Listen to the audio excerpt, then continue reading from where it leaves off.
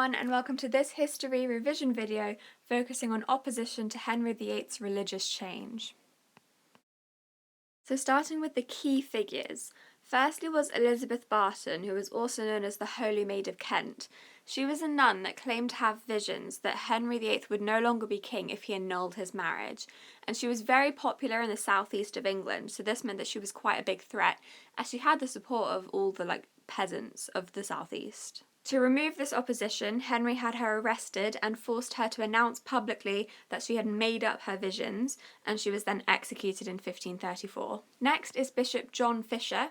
He was responsible for the little extra bit that said, "as far as Christ allows," when the clergy all swore an oath to accept Henry as head of church.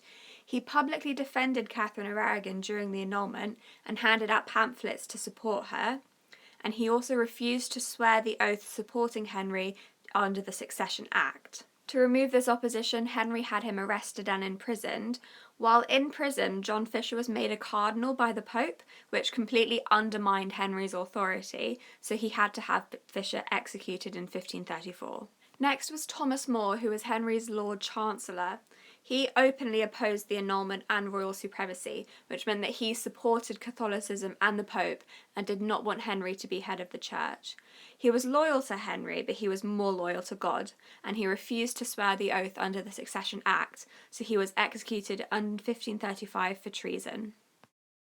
Next were the Franciscan, Friars and Carthusian monks. These were highly respected religious groups, and neither group wanted to publicly oppose Henry's break with the church, but they did privately.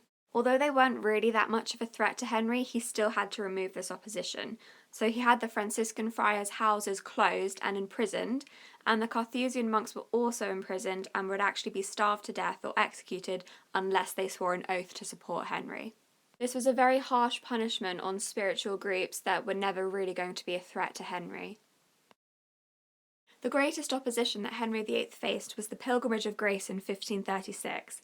10,000 peasants marched all over the north of England with an article of grievances that they had against the religious reform. They were even able to get Pontefract Castle to surrender, so they had some noble support. Their numbers eventually reached 30,000 rebels, which was huge compared to the 8,000-men royal army that Henry had sent to quash them. Rather than fight in battle, they used their large numbers to pressure Henry to agree to their demands, including a summoning of Parliament and pardoning the rebels that he had arrested. Henry actually agreed to this but never fulfilled his promise. Although it was resolved peacefully, the Pilgrimage of Grace represented huge opposition to Henry's religious change. 30,000 people took part from all different levels of society, from peasants to nobles, so there was a general feeling of hatred against Henry's religious changes, and this all culminated in the Pilgrimage of Grace.